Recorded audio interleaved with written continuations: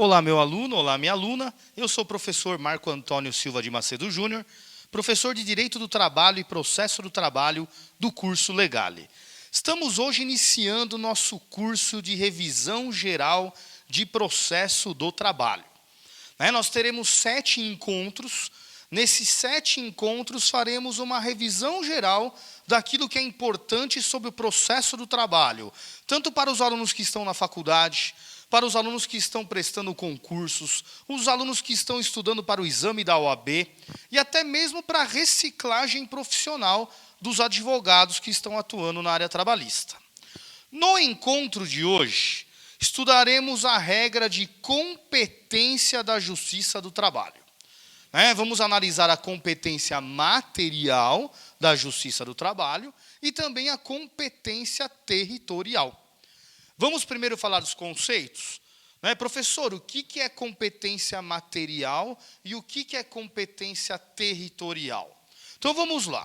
Competência material significa quais são as matérias que devem ser discutidas na Justiça do Trabalho. Então nós temos as matérias que serão de competência da Justiça do Trabalho. Aquilo que não for competência da Justiça do Trabalho, nós teremos que discutir em outros ramos do direito. Lá na vara civil ou na Justiça Federal, mas não na Justiça do Trabalho, aquilo que for incompetente. E o que significa a competência territorial da Justiça do Trabalho? Então, a competência territorial significa o seguinte: você sabe que a matéria é trabalhista. Então, o direito que tem que ser discutido será discutido na Justiça do Trabalho. Mas qual é o local competente? Vamos dar um exemplo. Eu moro aqui na capital de São Paulo. Meu domicílio é na capital de São Paulo. Mas eu presto os meus serviços, eu trabalho para a empresa no município de Guarulhos. Então, eu trabalho em Guarulhos, mas moro na capital de São Paulo. Então, o meu direito trabalhista tem que ser discutido em qual local? Qual território é competente para analisar o meu direito trabalhista? Então, é isso que nós analisaremos na competência territorial. Perfeito? Então, vamos lá. Iniciando a aula falando da competência material da Justiça do Trabalho. E aí só uma ressalva, porque essa competência material sofreu uma grande alteração no ano de 2004. É a famosa Emenda Constitucional 45, de 2004. Então, nós vamos analisar aqui na nossa revisão já as regras com a Emenda 45. Aquilo que nós temos que saber nos dias de hoje, após a alteração do artigo 114 da Constituição Federal. Então, vamos aqui para o slide, aqui para a lousa. A competência material da Justiça do Trabalho está prevista no artigo 114 da Constituição Federal. E nós vamos analisar as interpretações do artigo 114 já com a Emenda 45, de 2004. Então, a primeira observação que nós temos que analisar, a primeira interpretação do artigo 114, com a Emenda 45, relações de trabalho. Olha lá, coloquei na lousa o primeiro item. Relações de trabalho. Então, vamos explicar isso daqui, porque isso aqui é importante. Antes da Emenda 45 de 2004, o que é que dizia o artigo 114 da Constituição Federal? Ele dizia o seguinte: a Justiça do Trabalho é competente para julgar as ações, os dissídios, envolvendo empregados e empregadores. É isso que dizia o artigo 114 da Constituição Federal. Então, a Justiça do Trabalho é competente para julgar os processos envolvendo empregados e empregadores. O que significa uma relação envolvendo empregado e empregador? Uma relação de emprego. Relação de emprego, ou seja, direitos trabalhistas entre o empregado e o empregador. As relações de trabalho não eram de competência da Justiça do Trabalho, antes da Emenda 45. Porque na relação de trabalho, não é uma relação entre empregado e empregador. Né? Na relação de trabalho, nós temos uma prestação de serviço. Nós temos o prestador de serviço, né? E a natureza dessa prestação de serviço é natureza civil. Ou seja, nós temos um contratante e um contratado, prestando serviço, com obrigações entre eles. Só que a natureza aqui não é trabalhista, né? São regras do Código Civil, natureza contratual. Né? No Código Civil nós temos o capítulo do Código Civil dos contratos, das obrigações. Então a emenda 45 trouxe essa novidade. A partir do dia 8 de dezembro de 2004, né, com a emenda 45, a Justiça do Trabalho passou a julgar também as relações de trabalho. Então, hoje, a Justiça do Trabalho analisa a relação de emprego, né, a relação entre empregado e empregador, direitos trabalhistas, e a Justiça do Trabalho também analisa a relação de trabalho. Né, aquela relação entre o prestador de serviços, o contratante e o contratado.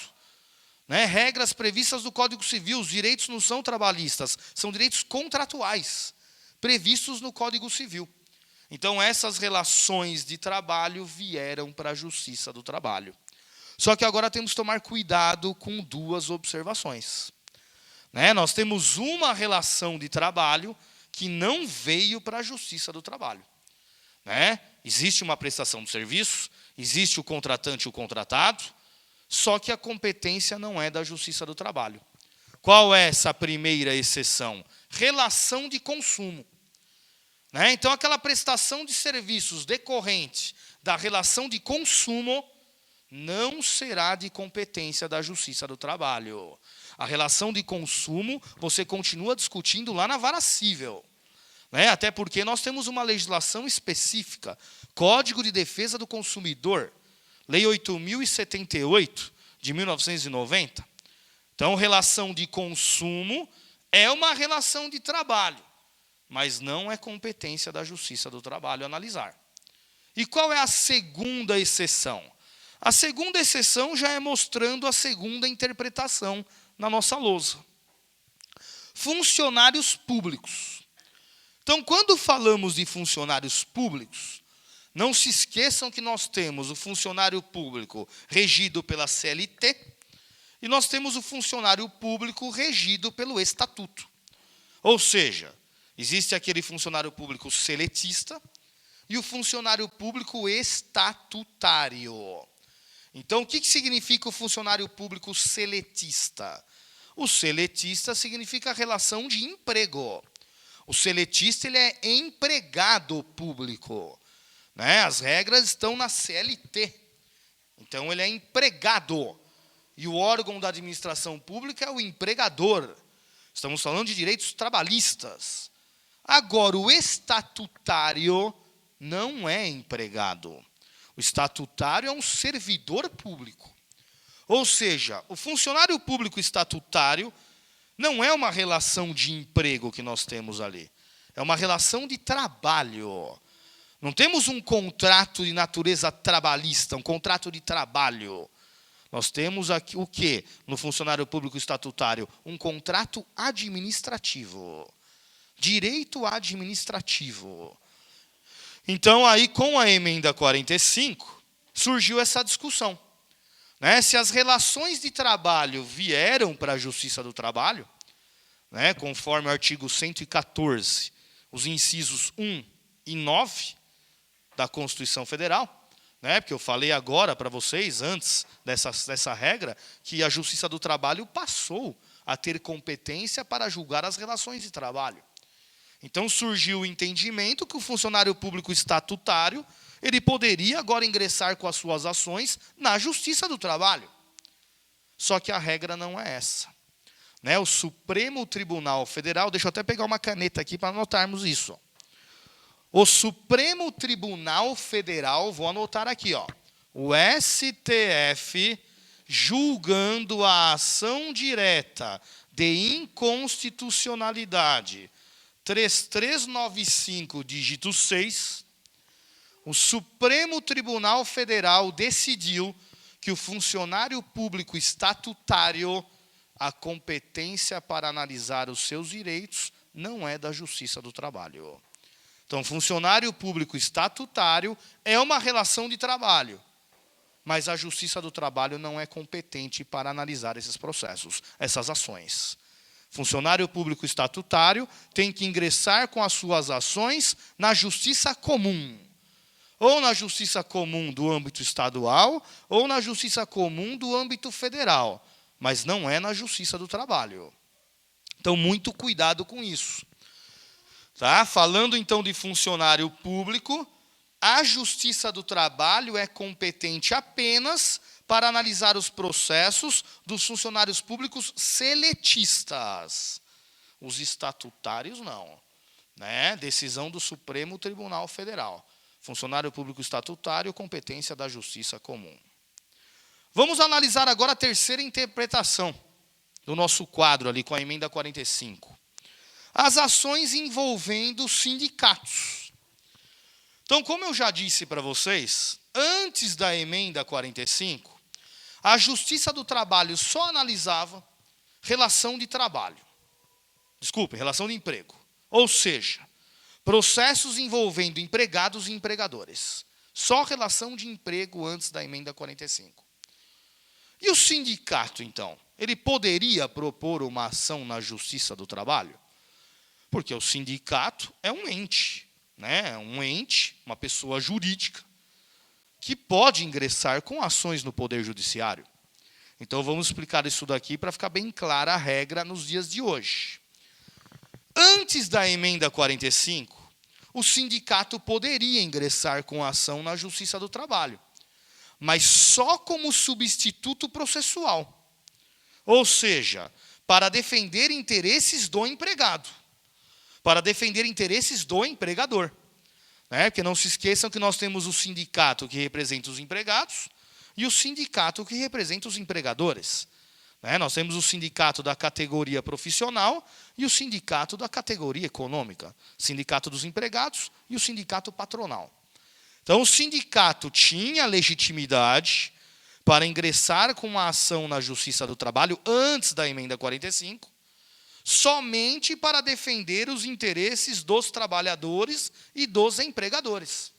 Ou seja, o sindicato não estaria atuando para defender seus próprios interesses de sindicato. Ele estaria defendendo os interesses alheios, direitos do empregado, direitos do empregador. Né? Então, é o chamado substituto processual. Então, o sindicato, atuando como substituto processual, ele tinha legitimidade para propor ação na Justiça do Trabalho. Agora, e se o sindicato quisesse discutir em juízo direitos próprios, direitos do sindicato? Aí a competência não era da Justiça do Trabalho. Se o sindicato quisesse discutir em juízo direitos do próprio sindicato, aí a competência era na Justiça Comum. E aí veio a novidade da emenda 45. Com a emenda 45, os sindicatos agora terão legitimidade para ingressar com as suas ações na Justiça do Trabalho, até mesmo para postular direitos próprios. Vamos dar os exemplos? Contribuição sindical. Né? Não se esqueçam que a contribuição sindical ela é obrigatória. Todo empregado tem que pagar o seu sindicato. Todo empregador tem que pagar o seu sindicato. Então, vamos dar um exemplo para os empregados. Né? Todo empregado tem que pagar o seu sindicato. E como é que é feito esse pagamento? É descontado do seu holerite, no mês de março. Né? No mês de março, o empregador desconta do seu holerite o valor de um dia de trabalho por ano. Esse é o valor da contribuição sindical para os empregados. O equivalente a um dia de trabalho por ano. Então, o empregador desconta do seu holerite. E aí, o empregador tem que repassar esse valor para o seu sindicato. E aí é que vem a discussão jurídica, né? O problema jurídico. Muitos empregadores descontam dos holerites dos empregados, mas esses empregadores não repassam os valores para o sindicato. Eu até brinco nas aulas, né?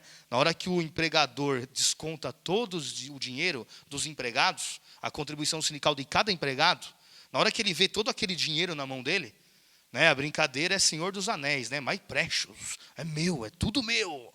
Não é, não. né? Esses valores pertencem ao sindicato. Então, o empregador tem a obrigação de repassar para o sindicato dos empregados esses valores descontados dos olerites. Só que o empregador não repassa. Ele fica com o dinheiro para ele. Então, o sindicato agora vai ter que buscar em juízo, né, os seus valores correspondentes à contribuição sindical. O sindicato vai ter que processar esse empregador para receber o seu dinheiro. Então, essa ação de cobrança, antes da emenda 45, o sindicato tinha que propor essa ação na vara cível. Hoje não é mais assim. É na Justiça do Trabalho. Né? Então, todas as ações envolvendo o sindicato, a competência hoje é da Justiça do Trabalho. Né? Então, eu dei o exemplo da contribuição sindical. Quer outro exemplo? Eleições sindicais. A competência também é da Justiça do Trabalho. Né? Nós temos eleições nos sindicatos. Né? O mandato não é vitalício. O mandato dentro do sindicato tem um período, nós temos as eleições. E aí, nessas eleições, poderão surgir o quê? Problemas jurídicos. E esses problemas jurídicos terão que ser resolvidos no Poder Judiciário. Quem é competente para julgar essas ações envolvendo a eleição sindical? A Justiça do Trabalho. Antes da emenda 45 não era a Justiça do Trabalho, era a Justiça Comum. Hoje é a Justiça do Trabalho. Vou dar mais um exemplo. Representação sindical. Né? Não se esqueçam que o Brasil adotou o sistema da unicidade sindical. Ou seja, no Brasil só pode ter um sindicato representando aquela categoria naquele território. Né? Artigo 8º da Constituição Federal, né? Incisos 1 e 2 do artigo 8º da Constituição Federal. Mas nós temos por aí sindicatos atuando de forma clandestina. Então nós temos, às vezes, no mesmo território, 2 sindicatos atuando para aquela categoria. Ou seja, nós temos um sindicato atuando de forma fraudulenta, de forma irregular. E aí já pensou uma empresa, um empregador, sendo notificado por 2 sindicatos para pagar a contribuição sindical? Alguma coisa está errada, você não tem que pagar 2 sindicatos, você só tem que pagar um. E aí não se esqueçam daquela frase famosa, né, no direito, né, quem paga mal paga 2 vezes. Então, se você está sendo cobrado por 2 sindicatos para pagar a contribuição sindical, você tem que pagar apenas um, não os 2. Qual que você vai pagar? Você vai escolher, minha mãe mandou eu pagar esse daqui? Não faça isso. Porque quem paga mal paga 2 vezes. Então, aí nós temos uma medida judicial cabível para pagar o sindicato correto. Qual seria a medida judicial cabível? Ação de consignação em pagamento. Então, essa empresa vai ter que propor ação de consignação em pagamento no Poder Judiciário. Né? Nós teremos um autor e 2 réus. O autor é a empresa, né? O empresário, a pessoa jurídica. E os 2 réus são os 2 sindicatos. Aí, qual vai ser o sindicato legitimado a receber esse dinheiro na consignação em pagamento? O sindicato que apresentar para o juiz a carta sindical. Aquele sindicato que está registrado no Ministério do Trabalho. Porque todo sindicato, para atuar em nome da categoria, ele tem que ter a autorização do Ministério do Trabalho. Ele tem que ter a chamada carta sindical, dando os poderes para esse sindicato atuar em prol da categoria. Então, antes da emenda 45, essa ação de consignação em pagamento era na Justiça Comum. Hoje, é na Justiça do Trabalho. Né? Então, finalizando aqui, resumindo, o que é fácil, todas as ações envolvendo sindicatos, o sindicato pode estar atuando tanto representando o empregado como o empregador, ou representando os seus próprios interesses, as ações serão de competência da Justiça do Trabalho. Quarta interpretação do artigo 114 com a emenda 45. É competência da Justiça do Trabalho julgar as ações de dano moral ou patrimonial decorrentes do trabalho. Então, o dano moral ou o dano patrimonial que decorre do trabalho, que aconteceu no ambiente de trabalho, a competência é da Justiça do Trabalho. Né? A emenda 45 aqui foi perfeita. Né? Inseriu o item 6 no artigo 114. Porque nós não tínhamos previsão legal. Até o dia 8 de dezembro de 2004, nós não tínhamos previsão legal de quem era competente para julgar as ações envolvendo dano moral ou dano patrimonial decorrentes do trabalho. E como não tinha previsão legal, a jurisprudência estava querendo sedimentar de quem seria a competência. Então vamos dar um exemplo, né, até para discutirmos isso aqui na nossa aula, para ficar mais fácil de vocês entenderem. Acidente do trabalho. Então, o empregado sofreu um acidente do trabalho e ficou com sequelas desse acidente. Então, se ele ficou com sequelas, ele tem todo o direito de postular no Poder Judiciário indenizações. Né? Eu quero uma indenização por dano moral, pelas sequelas que eu fiquei do acidente do trabalho. Danos materiais, né, que é o chamado dano patrimonial. O que seria um dano patrimonial? Eu quero o reembolso dos valores que eu gastei com tratamento médico, com medicamentos, e até mesmo a pensão mensal vitalícia, do artigo 950 do Código Civil, né? Se eu fiquei com uma sequela do acidente do trabalho, essa sequela é vitalícia. Enquanto eu viver, eu fico com essa sequela, eu estou com essa sequela. Então, eu quero receber uma pensão mensal vitalícia. Dependendo do caso, até mesmo indenização por dano estético, que também é uma indenização por cunho patrimonial, né, que dizem que até uma ramificação do dano moral, o dano estético, envolvendo os valores desse dano estético. Então vamos lá. Não tinha previsão legal de quem era competente para julgar a ação. Só que raciocinem comigo. Essa ação de indenização por dano moral, dano patrimonial, dano estético, decorrente do trabalho, isso significa o quê? A regra de responsabilidade civil do empregador. Né? Eu estou querendo falar que o empregador vai ter que pagar essa indenização para mim. Ou seja, responsabilidade civil por ato ilícito. E as regras estão no Código Civil. Estão lembrados? Código Civil, artigos 186 e 927. Está lá no Código Civil a regra de que aquele que por ação ou omissão causar um dano a outrem, e esse dano pode ser tanto de ordem moral quanto patrimonial, terá que reparar o dano. Essa regra está no Código Civil. Então, o STJ interpretava na jurisprudência dele que a competência era da justiça comum para julgar essas ações de dano moral ou dano patrimonial decorrentes do trabalho. Como são regras do Código Civil, responsabilidade civil, o STJ entendia na jurisprudência dele que a competência era da justiça comum. Só que o TST entendia o contrário. Então, nós tínhamos dois tribunais em conflito, o STJ e o TST, Tribunal Superior do Trabalho. O TST entendia o seguinte na sua jurisprudência. Olha só a fundamentação do TST. STJ, eu concordo com você de que esse dano moral, esse dano patrimonial não é um direito trabalhista. Né? Ele decorre de uma responsabilidade civil. São indenizações de cunho pessoal, não é um crédito trabalhista. Só que STJ, raciocine comigo aqui, STJ, isso o TST falando, hein?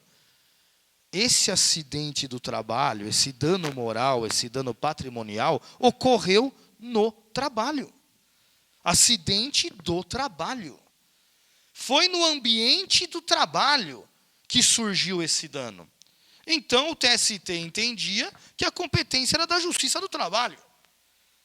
Se você sofreu esse dano no trabalho, na relação de emprego, entre o empregado e o empregador, então o TST entendia que as ações deveriam ser propostas na Justiça do Trabalho, não na Justiça Comum. Então, como a jurisprudência estava em conflito, o STF ia ter que pacificar essa jurisprudência, veio a emenda 45, bem no meio dessa discussão. Então, a emenda 45 acabou com a discussão. Agora a regra é bem clara, está na lei maior do nosso país, artigo 114, inciso 6 da Constituição Federal. A competência é da Justiça do Trabalho. Então, as ações de danos morais ou danos patrimoniais decorrentes do trabalho, a competência é da Justiça do Trabalho. Mas aí só preste atenção aqui numa ressalva. Por isso que eu dei o exemplo do acidente do trabalho. Porque vamos dar outro exemplo. Vem comigo aqui, ó. Uma empresa demitiu um empregado por justa causa. E nessa justa causa alegou que o empregado furtou objetos da empresa. Se apropriou indebitamente. Então, se a empresa demitiu por justa causa, alegando furto, alegando apropriação indébita, é o 482, a linha A da CLT, improbidade. E aí não se esqueça que a reclamada está alegando que o reclamante é um criminoso. Está falando que o reclamante cometeu um crime. Né? Furto é um crime, apropriação indébita é um crime previsto no Código Penal. E aí, se o empregado propõe a ação na justiça, arguindo que ele não cometeu essa justa causa, que essa justa causa foi aplicada indevidamente. Então, se eu sou advogado do reclamante, o que eu vou pedir para o meu cliente? A descaracterização da justa causa e também vou pedir uma indenização por dano moral. Que a empresa está chamando o meu cliente de criminoso. E aí, se a empresa não provar no processo que o meu cliente furtou mesmo, que o meu cliente se apropriou indebitamente, a empresa tem que ser condenada a pagar para o meu cliente uma indenização por dano moral. Que essa empresa afetou, abalou a honra do meu cliente, a imagem dele, falando que ele é um criminoso. Então, era essa discussão que eu estava falando para vocês. Uma parte da jurisprudência entendia que esse dano moral não era competência da Justiça do Trabalho. Você tinha que pedir esse dano moral na Justiça Comum. O STJ entendia isso. Agora, o TST entendia que era na Justiça do Trabalho. Né? Tem até súmula do TST. Anotem aí, súmula 392 do TST, falando que a competência é da Justiça do Trabalho. Aí a emenda 45 acabou com a discussão. A competência é da Justiça do Trabalho. Então, nesse exemplo que eu acabei de falar da justa causa, o empregador demitiu o empregado por justa causa, falando que ele furtou, se apropriou indebitamente, peça na petição inicial na Justiça do Trabalho dano moral. Então, na mesma ação, na mesma reclamação trabalhista, vamos pedir a descaracterização da justa causa e a indenização por danos morais. Aí, voltando para o acidente do trabalho, que é a ressalva que eu queria falar para vocês, né? A pegadinha do malandro. Cuidado com a pegadinha do malandro. Professor, então no acidente do trabalho, a indenização por dano moral, dano patrimonial, a competência é da Justiça do Trabalho? Então vamos lá. A competência é da Justiça do Trabalho só na ação entre empregado e empregador. Então você vai processar o empregador para receber do empregador a indenização por dano moral, a indenização por dano patrimonial decorrente do ato ilícito, da responsabilidade civil. É na Justiça do Trabalho. Agora, não se esqueça que o seu cliente também tem o direito de processar o INSS. Nós temos a ação acidentária contra o INSS também. Então, se o seu cliente ficou com sequelas do acidente do trabalho, são duas ações acidentárias. Uma contra a empresa e outra contra o INSS, para receber o auxílio acidente. A ação contra o INSS não é na Justiça do Trabalho. É na Justiça Comum Estadual, na vara cível. Acidente do trabalho contra o INSS é na vara cível. Artigo 109, inciso 1 da Constituição Federal. Na Justiça do Trabalho, é a ação acidentária contra a empresa, contra o empregador. Aliás, o STF já pacificou isso com uma súmula vinculante. Então, anotem aí, súmula vinculante 22 do STF. Súmula vinculante 22 do STF. As ações acidentárias na Justiça do Trabalho somente contra o empregador. Contra o empregador. Perfeito? Prosseguindo. Vamos na lousa aqui, ó. Quinta interpretação, quinto item a ser analisado sobre a competência material da Justiça do Trabalho. Penalidades administrativas impostas aos empregadores pela fiscalização do trabalho. Então, eu vou circular aqui as palavras só para ficar mais fácil de vocês entenderem. Ó. Vou circular aqui. Ó. Penalidades administrativas que são impostas aos empregadores pela fiscalização do trabalho. Então, não se esqueçam, né, que no Brasil nós temos um órgão do Poder Executivo que fiscaliza os empregadores. Esse órgão vai fiscalizar se as empresas estão cumprindo a legislação trabalhista. E aí as empresas que estão com irregularidades, esse órgão ele vai dar um prazo para regularizar, e se não regularizar, o órgão aplica uma multa para a empresa. De qual órgão que eu estou falando? Ministério do Trabalho. Então, o Ministério do Trabalho ele tem a função de fiscalizar as empresas. Verificar se as empresas estão cumprindo com a legislação trabalhista. E aí, se o fiscal do trabalho verificou que a empresa não está obedecendo à legislação trabalhista, o fiscal vai dar uma autuação na empresa. E o que é essa autuação? Uma penalidade administrativa. Uma multa. Que foi aplicada pela fiscalização do trabalho. Pelo Ministério do Trabalho. E aí que vem as ações judiciais sobre isso.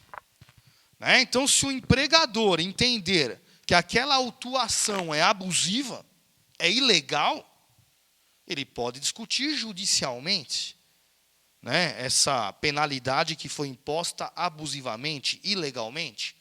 Ele até poderia entrar com recurso administrativo, no próprio Ministério do Trabalho. Mas se você percebe que a atitude da autoridade, porque aqui o Ministério do Trabalho é uma autoridade, se você percebeu que a atitude da autoridade é abusiva, é ilegal, eu acho que o Poder Judiciário é imparcial para analisar o seu direito líquido e certo que está sendo violado.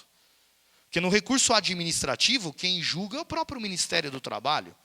Ou seja, o mesmo órgão que te autuou, é ele que vai julgar o recurso. Agora, no Poder Judiciário, quem julga é um órgão imparcial, a Justiça do Trabalho. E aí essas ações, antes da emenda 45, elas eram de competência da Justiça Federal. Não era competência da Justiça do Trabalho. Então, as ações que envolviam as penalidades administrativas impostas aos empregadores pela fiscalização do trabalho eram discutidas na Justiça Federal. Com a emenda 45, a competência veio para a Justiça do Trabalho. Vou dar um exemplo para ficar fácil de você entender. Nós temos uma regra que todos conhecem. Todo empregador com mais de 10 empregados, todo empregador que possuir mais de 10 empregados, ele tem que ter o controle da jornada de trabalho dos empregados. É obrigatória a anotação da jornada de trabalho. E aí, supondo que o fiscal do trabalho visite uma empresa. E essa empresa só tem 8 funcionários. 8.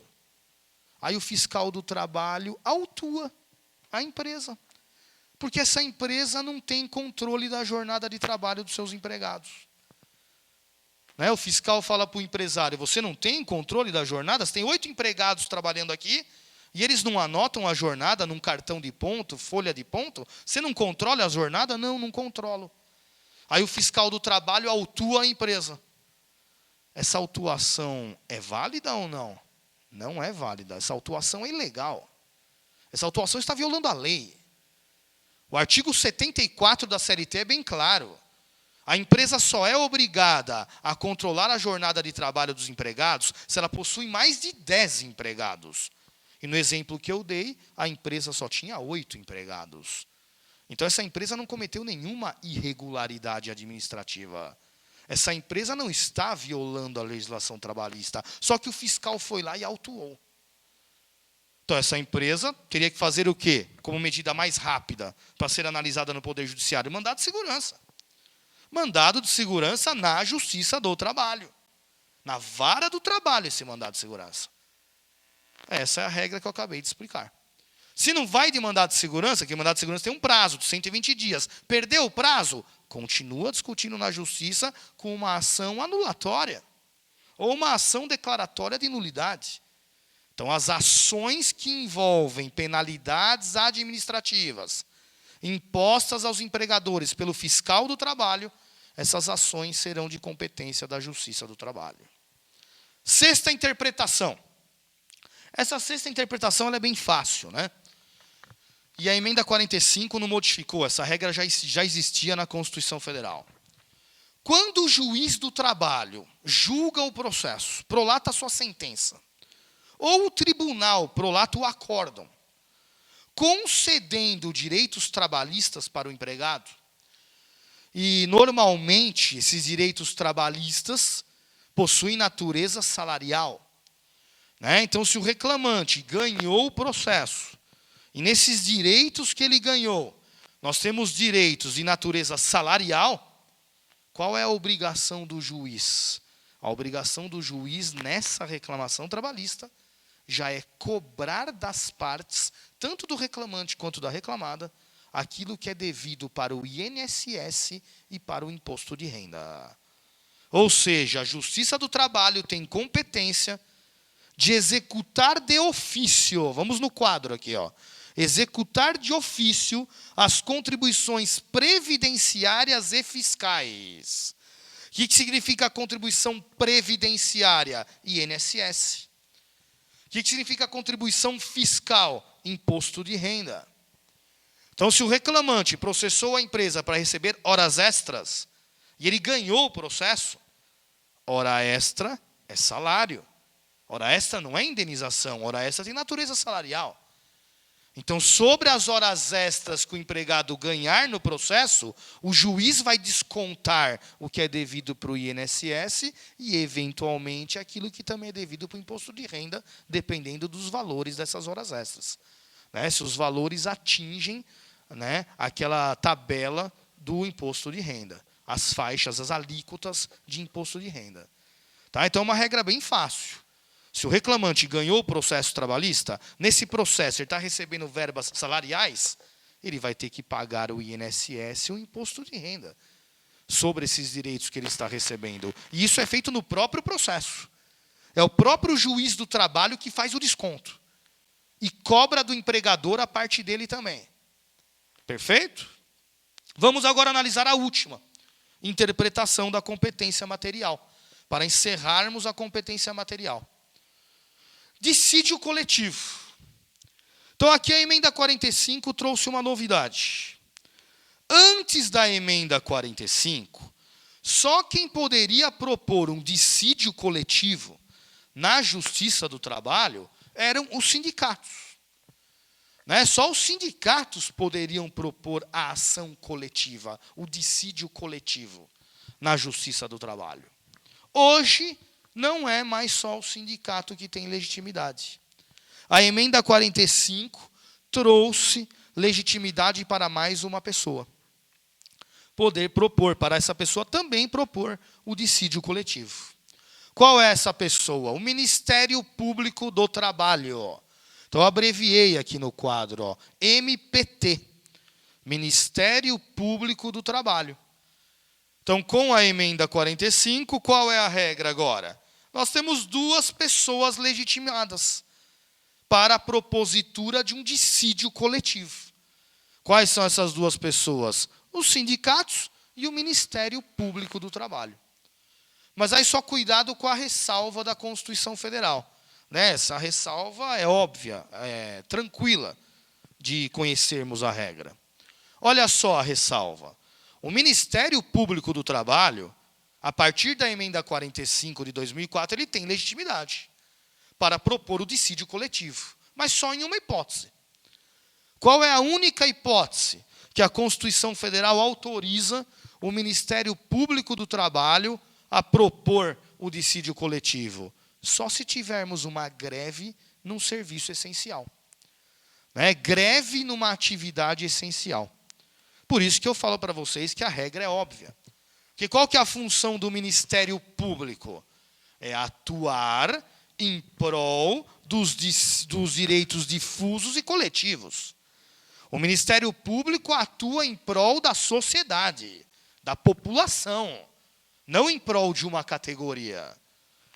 Então vamos dar um exemplo. Se os metroviários entraram em greve, metrô, transporte público, é serviço essencial para a população. Então, se os metroviários entraram em greve, nós vamos ter que propor uma ação no tribunal para resolver essa greve, o dissídio coletivo de greve. E aí, quem tem competência, quem tem legitimidade para propor o dissídio coletivo de greve se os metroviários entraram em greve? O sindicato dos metroviários, né, que o sindicato representa a categoria. E, além do sindicato, o Ministério Público do Trabalho também tem legitimidade. Porque essa greve não está afetando apenas a categoria dos metroviários. Essa greve está afetando toda a população. Toda a coletividade. Né? Aqui em São Paulo, por dia, são 5 milhões de pessoas utilizando o metrô.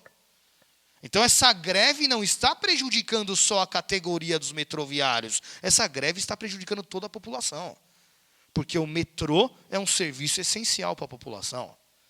Então, por isso que o Ministério Público do Trabalho ganhou legitimidade com a emenda 45, para discutir no dissídio coletivo de greve os direitos difusos e coletivos, o direito da população. Então, só nessa hipótese, greve num serviço essencial. Nas outras hipóteses, só quem vai ter legitimidade para propor o dissídio coletivo é o sindicato. Perfeito? Então, fechamos, né, a análise da competência material da Justiça do Trabalho. Vamos terminar o nosso encontro de hoje falando agora da competência territorial da Justiça do Trabalho.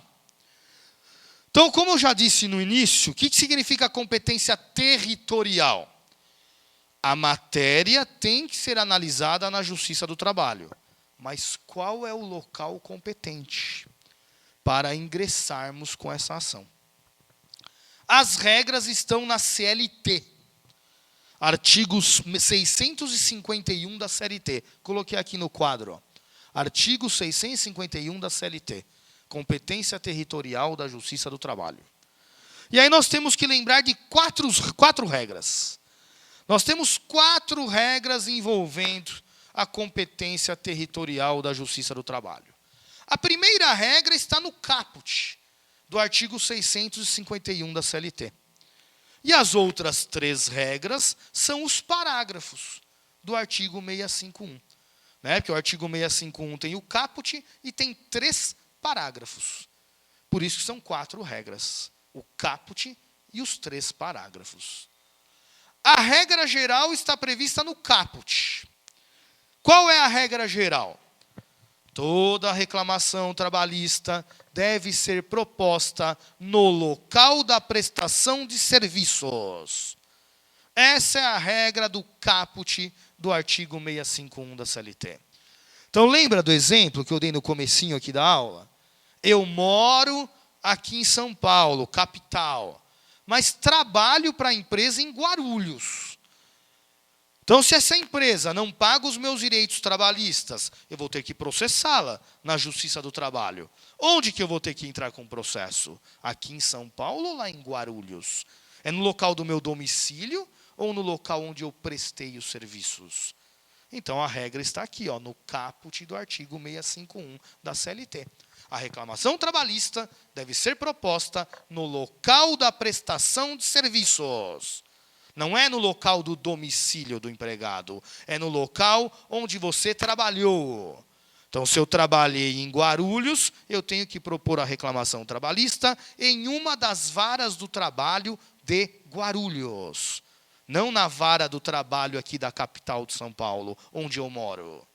Então, essa é a regra geral, prevista no caput do 651 da CLT. Só que o legislador foi inteligente.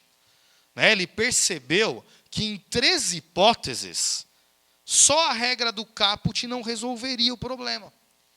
Por isso que o legislador, além do caput, ele criou 3 parágrafos. Então agora vamos analisar os 3 parágrafos. Primeiro parágrafo é a regra número 2 aqui no nosso quadro. Empregado agente ou viajante. Então, vou fazer uma anotação aqui, ó. É o parágrafo 1º do artigo 651. É o parágrafo 1º. Então, vamos lá. Se você trabalhou para o empregador, só que você não é um empregado comum. Você era um empregado agente ou viajante. O que significa um empregado agente ou viajante? É aquele empregado que, pela natureza da função dele, a função dele é trabalhar para a empresa viajando, prestando serviços em vários locais. Prestando serviços para a empresa em vários locais. O serviço, a função dele é essa. Exemplo, um vendedor externo. Vendedor externo, ele vai prestar serviços em vários lugares. Na hora que ele é demitido, não recebe seus direitos trabalhistas, ele vai ter que processar a empresa. Onde que ele vai processar a empresa? Ah, professor, é no local da prestação do serviço. Só que cuidado, aqui ele prestou serviços em vários locais. Se ele prestou serviços em vários locais, qual é o local correto? Então, aí vem o parágrafo 1º do 651 da CLT. Se for um empregado agente ou viajante, ele tem a opção, olha como o legislador foi bonzinho aqui. O empregado tem a opção de propor a reclamação no local onde ele estava subordinado, ou seja, no local onde vinha a subordinação jurídica dele. É a primeira possibilidade. Ou, se ele ainda quiser, ele pode propor a ação no local do seu domicílio. O empregado, agente ou viajante pode propor a ação no local do seu domicílio, se quiser. E ainda tem mais uma possibilidade. Pode propor a ação no local que esteja mais próximo dele. Olha como o legislador foi bonzinho para o empregado, agente ou viajante. Então, ele tem que propor a ação dele ou no local onde existia a subordinação jurídica, ou no local do seu domicílio, ou no local mais próximo. Mas essa regra só vale para o empregado, agente ou viajante. Parágrafo 2º, que é a regra número 3 aqui do nosso quadro. Empregado contratado no Brasil para trabalhar no exterior. Então, eu fui contratado no Brasil para trabalhar no exterior. Então, vamos dar um exemplo. Fui contratado aqui no Brasil para trabalhar no Japão. Então, me contrataram aqui no Brasil. Mas eu fui prestar os serviços lá no Japão. Aí, trabalhei lá no Japão. A empresa depois me demitiu e não pagou meus direitos trabalhistas. Onde que eu vou ter que propor essa reclamação trabalhista? É no local da prestação do serviço? Ou seja, eu sou obrigado a propor a reclamação trabalhista lá no Japão? Porque o caput não diz isso do 651? A reclamação trabalhista tem que ser proposta no local da prestação do serviço. Então, eu tenho que ir até o Japão para propor a reclamação trabalhista? Não. Não é essa a regra. Olha o que diz o parágrafo 2º do artigo 651 da CLT. Se você foi contratado no Brasil para trabalhar no exterior, você tem todo o direito de ingressar com a ação no Brasil. Você pode propor ação no Brasil, sim. Desde que você seja um empregado brasileiro, ou seja, você tem que ser um brasileiro, e desde que não exista nenhum acordo internacional estipulando um outro local. Então, se eu sou brasileiro, naturalidade brasileira, nacionalidade brasileira, e se não existir nenhum acordo internacional obrigando eu a entrar com a ação em outro local, eu posso entrar com a ação no Brasil, sim. E qual seria o local aqui no Brasil? O local da sede da empresa no Brasil. Essa é a interpretação do parágrafo 2º. Então, se eu fui trabalhar no Japão, fui contratado pela empresa aqui no Brasil, para trabalhar no Japão, eu posso entrar com a ação no Brasil. No local da sede da empresa no Brasil. Não sou obrigado a entrar com a ação lá no Japão. E aí, uma observação que eu coloco para vocês aqui no quadro. Cuidado com essa observação, tá? Artigo 3º da Lei 7.064 de 82. Essa lei ela é importante. Porque essa lei ela diz o seguinte: Os direitos trabalhistas para quem foi trabalhar no exterior, se aplica a legislação trabalhista mais favorável para o empregado. Então vamos dar o exemplo. Fui contratado aqui no Brasil para trabalhar no Japão. E aí lá no Japão eu trabalhava 15 horas por dia. Aqui no Brasil, um empregado pode trabalhar quantas horas por dia? Só 8.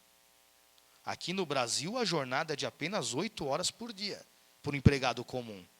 Mas supondo que a CLT japonesa, tá? Supondo que exista a CLT lá no Japão, e a CLT japonesa fala que lá no Japão a jornada de trabalho é de 15 horas por dia. Então, se formos aplicar a legislação japonesa, eu não tenho o direito de receber hora extra. Mas se formos aplicar a legislação do Brasil, eu tenho o direito de receber 7 horas extras por dia. Então, eu posso entrar com a ação no Brasil, se eu fui trabalhar no Japão. Qual é o direito que eu tenho que pedir? O direito previsto na legislação brasileira ou o direito previsto na legislação japonesa? Aquele que for o mais benéfico. Então, nesse exemplo que eu dei, vai valer a legislação brasileira. Eu vou ganhar 7 horas extras por dia. Porque no Brasil eu só poderia trabalhar 8 horas por dia. E eu estava trabalhando 15 lá no Japão, eu posso pedir a aplicação da legislação trabalhista brasileira. Essa lei diz isso. Aplica-se a norma mais favorável para o trabalhador.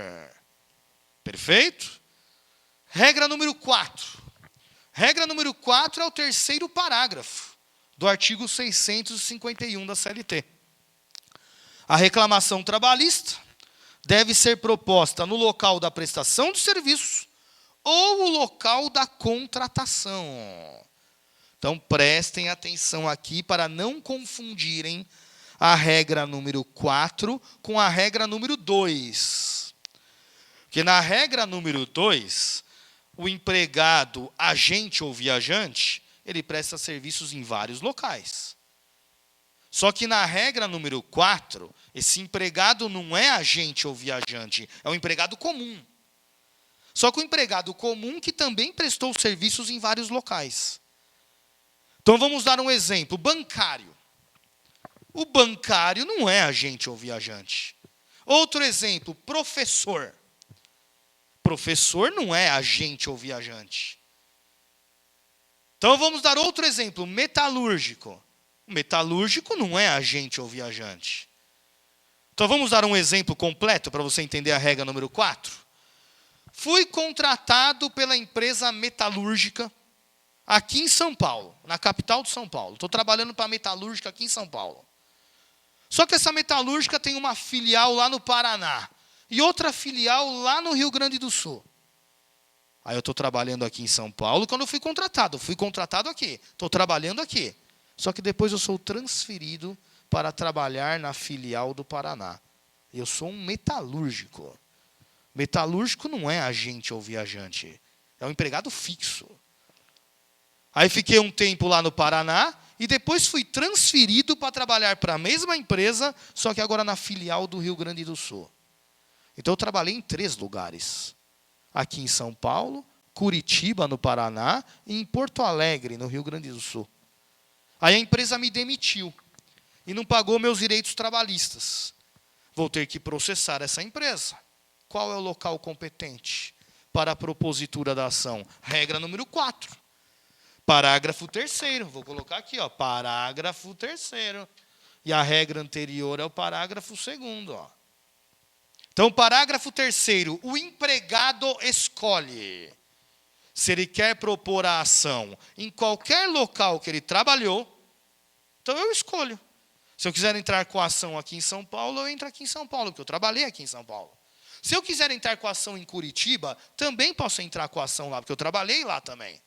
Ou se eu também quiser, eu entro com a ação em Porto Alegre, no Rio Grande do Sul, que eu também prestei serviços lá. Então o empregado escolhe, ou ele entra com a ação num local em que ele tenha trabalhado, ou no local da contratação.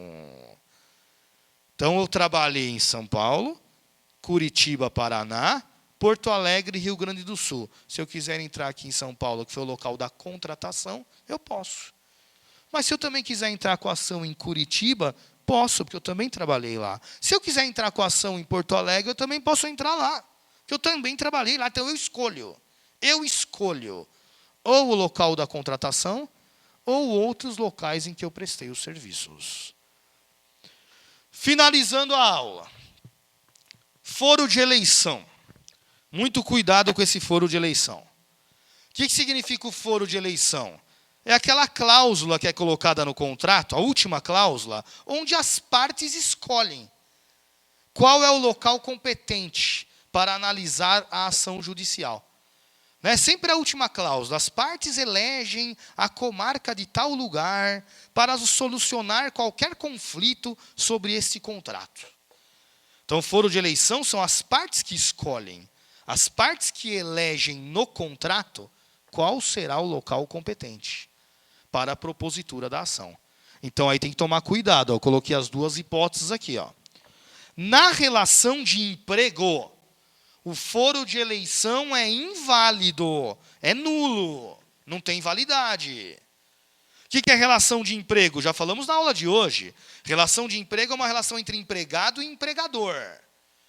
Então, quando o empregado é contratado pelo seu empregador e ele assina o contrato de trabalho, o contrato de trabalho do empregado com o empregador não pode ter foro de eleição. Foro de eleição não tem validade. Por quê? Porque é a CLT que define quais são os locais para propor a ação, não são as partes. Não acabamos de estudar as 4 regras da CLT? O artigo 651 caput e os 3 parágrafos? Então, na relação de emprego, na relação entre empregado e empregador, são as regras da CLT. As partes não podem escolher o local competente. Porque se as partes escolherem o local violando a regra da CLT, esse foro de eleição é nulo. Artigo 9º da CLT. Artigo 9º, é nulo. Não tem validade. Então vamos dar o exemplo. Sempre trabalhei aqui em São Paulo. Só que a empresa colocou no meu contrato de trabalho, eu sou empregado, tá? Empregado. Está lá no meu contrato. A ação tem que ser proposta em Salvador, na Bahia. Mas eu sempre trabalhei aqui em São Paulo. Eu vou entrar com a ação aqui em São Paulo. A empresa pode arguir exceção de incompetência em razão do lugar? Que a ação tinha que ser proposta lá em Salvador, na Bahia, que as partes escolheram no contrato que o local era Salvador, na Bahia. Essa exceção de incompetência em razão do lugar será rejeitada. Porque na relação de emprego, o foro de eleição é nulo. É a lei que define qual é o local. Se eu trabalhei em São Paulo, a CLT diz que é local da prestação do serviço. Se eu entrei em São Paulo, eu entrei no local correto. O foro de eleição não vai modificar o lugar. Porque esse foro de eleição está impedindo a aplicação da CLT. Então, ele é nulo. Agora, na relação de trabalho, ele é válido. Não falamos hoje já relação de emprego, relação de trabalho? Relação de trabalho, você não é empregado, você é um prestador de serviço.